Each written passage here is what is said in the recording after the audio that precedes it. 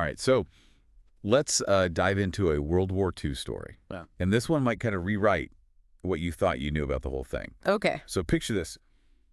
You're a German soldier, Eastern Front, middle of the night, and the air is, thick with tension.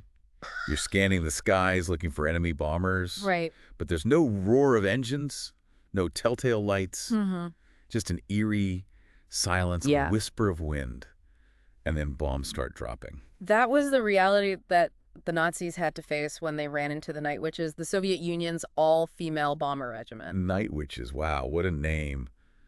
Gotta say, I know a lot about World War II history, but I've never even heard of them. Really? Yeah, so this is 1941. Yeah. Hitler's just broken that non-aggression pact with Stalin, right? Yeah. And launched Operation Barbarossa, which is the biggest land invasion in history. Exactly. The Molotov-Ribbentrop Pact, that's what they called it. And it had sort of divided up Eastern Europe between Germany and the Soviet Union. It was kind of an uneasy peace. Hitler breaking that pact was a huge miscalculation. And it's one of the things that led to his downfall. Okay.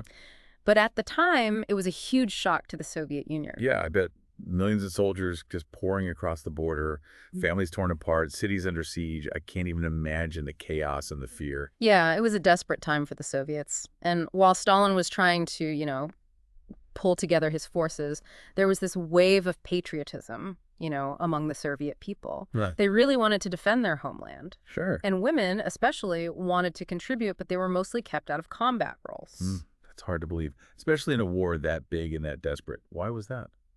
Well, it was the expectations of society at the time, Even with, this huge threat, traditional gender roles were just really hard to break. Yeah. Women were supposed to stay home, take care of the wounded, work in factories. So how did that change? How did women finally get to fight for their country? It took one amazing woman, Marina Raskova. She was already a national hero, a famous pilot. She had broken all these international flight records. Think of her as the Soviet Amelia Earhart, that kind of thing. Wow. She even had Stalin's attention.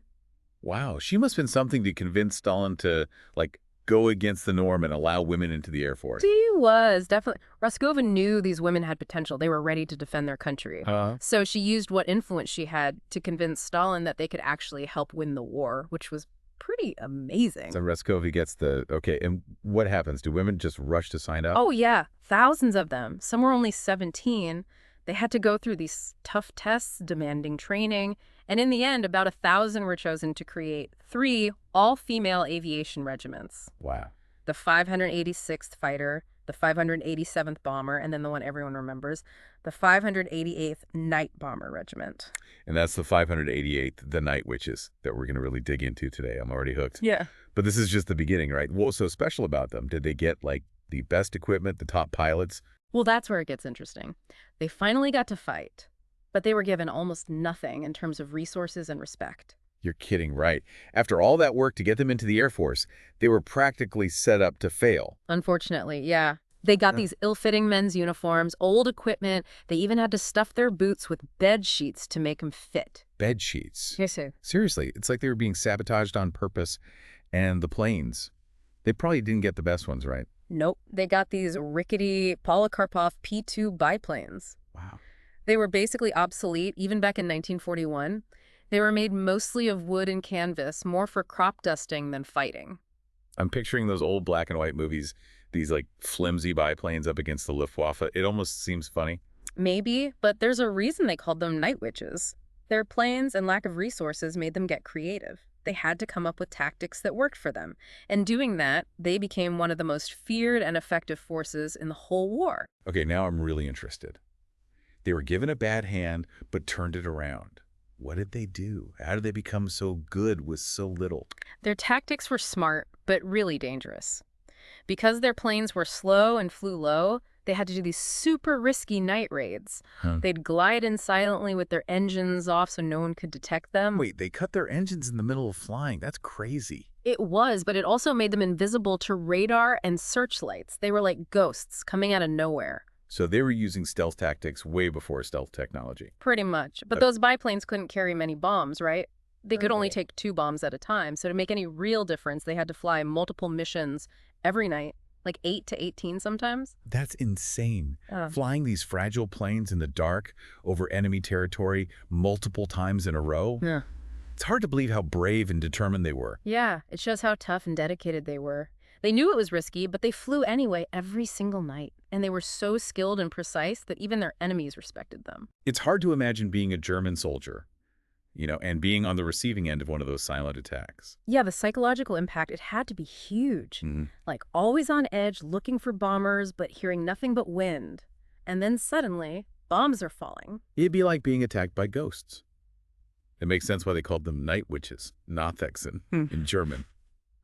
Did the Nazis actually think they had supernatural powers? Well, there were definitely rumors going around, legends among the soldiers. Oh, I bet. Some thought these women had, like, magic night vision, Right. that they could see in the dark like cats. Yeah, of course they didn't have magical powers, but they had amazing skills and training. Right. They were basically flying by instinct, using moonlight and starlight, even the terrain itself to guide them. Exactly. They trained so much to be able to fly in low light. They got so good at it, they were even better than some of the male pilots who had modern planes. It just goes to show you how adaptable humans are. Yeah, amazing. It's wild that these women, flying those old biplanes, were more effective than some pilots with better technology, right? But I wonder, how did their fellow Soviet soldiers see them? Did they respect their skills and bravery? Well, that wasn't always the case, sadly. Really? Even among their own comrades, they faced doubts, people making fun of them, even hostility. Oh, wow. Some male pilots just couldn't accept that women could be good fighter pilots, even with all the proof right there in front of them. It's frustrating, but not surprising. Mm-hmm. It seems like women who break those gender roles always face pushback. But did what they did finally convince the doubters? Did they finally get the respect they deserved? Their actions spoke louder than words, really. Their skill and bravery were even acknowledged by their enemies. Oh, really? Any German pilot who shot down a night witch got the Iron Cross, one of their highest medals. Wow, to be honored by the enemy, that says a lot. It seems like the Germans understood the threat they posed better than some of their own side did. It's kind of ironic, right? The Germans, who were fighting to keep things patriarchal, they were the ones who recognized these women's skills. But beyond the awards, it's important to remember, these weren't like hardened veterans. Many were barely out of their teens. They faced incredible danger every night. Yeah, it makes their achievements even more impressive. These young women, many had never been away from home, and they were flying these missions, putting their lives on the line. Do we know much about the individual women who served? Are there any stories that stand out? Oh, tons of stories. Incredible courage and resilience. Nadezhda Popova, for example, she flew over 852 missions. That's more than most pilots, men or women, flew in the entire war. 852 missions. That's like impossible. I get anxious just thinking about a short flight. What do we know about her? What kept her going through all that danger? Her story is really powerful. She lost her brother right at the start of the invasion, and then the Gestapo took her family home. So every mission she flew was personal, her way of hitting back. She even holds the record for the most raids in one night, 18 missions. 18 in one night. Unbelievable. That must have been exhausting, both physically and mentally. To face that danger over and over again, what kind of person could handle that? She was definitely strong and determined, that's for sure. And her story is just one of many. They all had their own reasons for fighting: patriotism, revenge, wanting to protect their families. But they all had one thing in common: unwavering courage. Yeah, truly inspiring. It shows that heroes can be anyone, from anywhere. Yeah. But what about the woman who led them into battle, who was behind this amazing unit? Their commander was Major Yevdokia Bershinskaya, a tough, experienced pilot who'd even fought in the Spanish Civil War. Wow. She was known for being strict, but also for really caring about her pilots.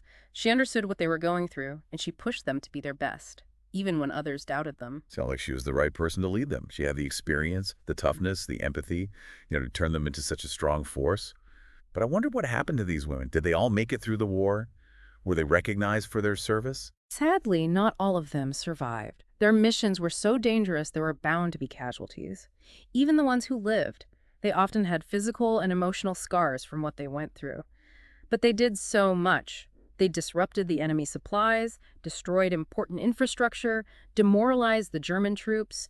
They played a vital role in the Soviet victory. It's a bit sad to know that some didn't get to see the end of the war, Yeah.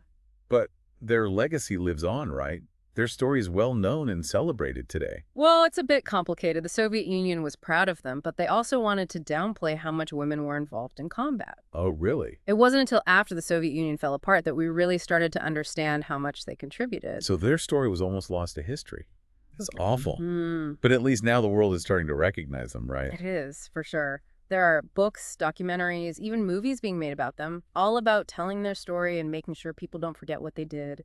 It's late, but it's happening. It's a remarkable story, definitely one worth telling. These women were pioneers, breaking barriers, proving that courage doesn't depend on gender. But before we move on, what about Marina Reskova, the woman who made this all happen? What happened to her? Her story ends tragically. In 1943, she was leading a squadron of bombers, and they got caught in a bad snowstorm. Oh, no. She had to make an emergency landing, but her plane crashed. She was killed instantly, only 31 years old. That's so sad to think she didn't get to see the impact of what she started. But her legacy lives on, right? Oh, absolutely. She was awarded the Order of the Patriotic War, first class, posthumously, and they gave her a state funeral, the first member of the Soviet military to get that during the war. They even put her ashes in the Kremlin Wall necropolis where they bury the most important Soviet figures. That's a fitting tribute for someone who thought differently, fought for equality, and helped change history. She was a true trailblazer. And her story, along with all the night witches, needs to be remembered. You know, it's incredible what they did, flying these like flimsy biplanes night after night, facing danger all the time, and with such basic equipment. Makes you think what they could have done if they had the same support and stuff as the men. Yeah, that's a good question. Imagine if they'd had modern bombers, proper gear, and the recognition they deserved right from the start. Right. They already did so much, but with better resources. Who knows? Yeah, it's like, picture them with all their skill and determination, but in faster, stronger planes. They could have hit the enemy harder, further in, carried bigger bombs, maybe even lost fewer of their own people. It's amazing to think about. It shows a bigger problem, don't you think? How we underestimate what women can do, especially in jobs that men usually do. The Night Witches, they're a perfect example of what happens when we let talent shine, no matter who you are. Definitely. Their story reminds us that heroes can come from anywhere, that courage isn't about being a man or a woman, and that sometimes the toughest challenges create the greatest strength. It makes you wonder how many other stories like this are out there, just waiting to be found. I bet there are tons of stories about unsung heroes, people who did amazing things even when it was hard. It's up to us to find those stories, to look at the parts of history that haven't been told, and to make sure we remember what those who came before us did. Well said. The Night Witches. They show us how strong people can be, how they can overcome anything, how they can challenge what's expected, and do incredible things even when it seems impossible. Their story reminds us that heroes can be found anywhere, and that even when things are dark, there's always hope, always a chance for bravery and doing good for others. Thanks for joining me on this deep dive. It's been amazing. And to everyone listening, if you enjoyed learning about the Night Witches, make sure to subscribe to the deep dive so you don't miss out on future episodes. We're always digging up fascinating stories, exploring cool ideas, and diving deep into the things that matter. Until next time, stay curious.